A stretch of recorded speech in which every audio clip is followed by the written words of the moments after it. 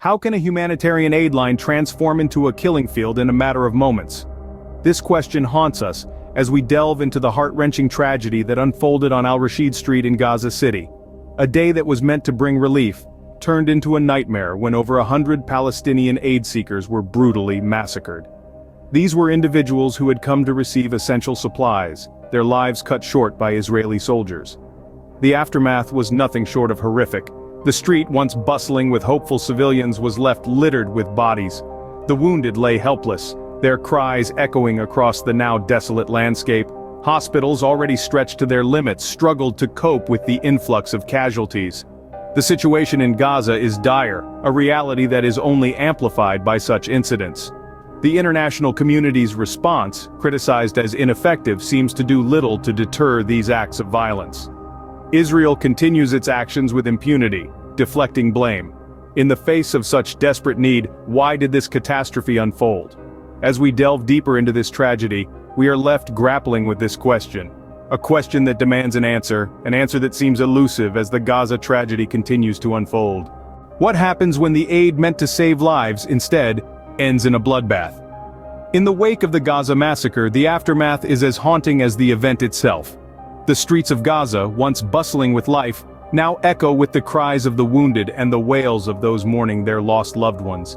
Hospitals, the last refuge for the injured, are overwhelmed and underprepared. Medical facilities are stretched thin, struggling to cope with the sheer number of casualties. The lack of resources, from basic medical supplies to trained medical personnel, is a grim testament to the dire situation. It's a race against time as doctors battle to save lives, their efforts hindered by the scarcity of what they need most.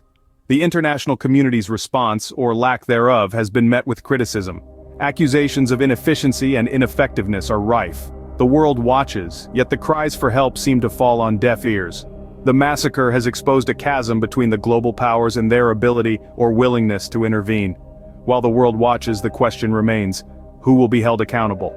Who bears the responsibility for turning a lifeline into a death trap?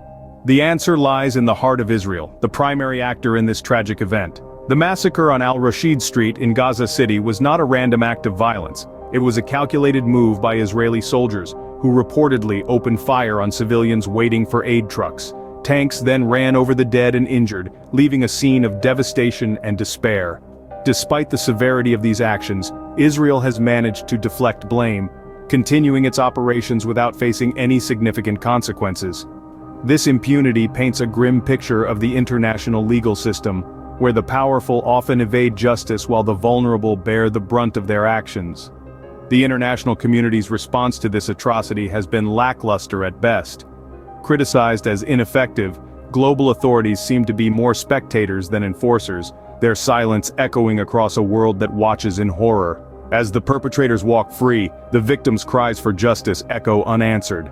What does this horrifying event mean for the future of Gaza and the world at large? The implications of this massacre are profound and far-reaching. The people of Gaza, already struggling under the weight of conflict, now bear an even heavier burden.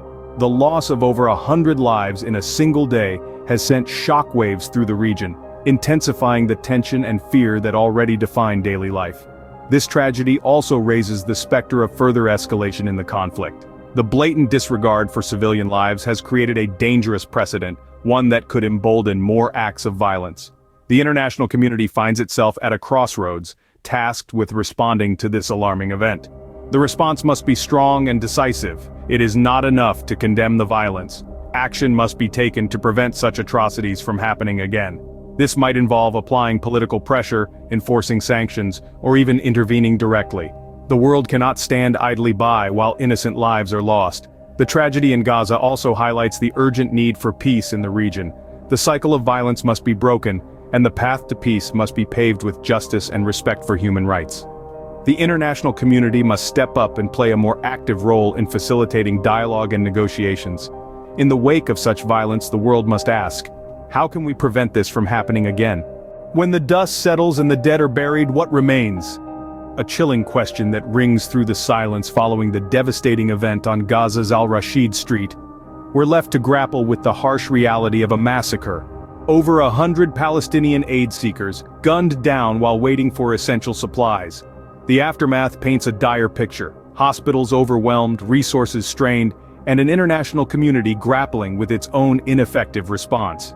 The tragedy underscores the desperate situation in Gaza, a region in dire need of immediate and effective international intervention. But it's not just about aid. It's about justice. It's about holding the Israeli government accountable for their actions, for the loss of innocent lives, for the violation of human rights. This incident is not just another news headline, it's a stark reminder of the fragility of peace and the devastating cost of conflict. It underscores the urgent need to address the root causes of this conflict, to bring about lasting peace and justice. In the face of such a tragedy, we're left grappling with a harsh truth. The world failed Gaza today. This isn't a mere statement, it's a call to action. We must ensure it does not happen again. It's a call to the international community, to each and every one of us, to stand up for justice, for peace, for humanity.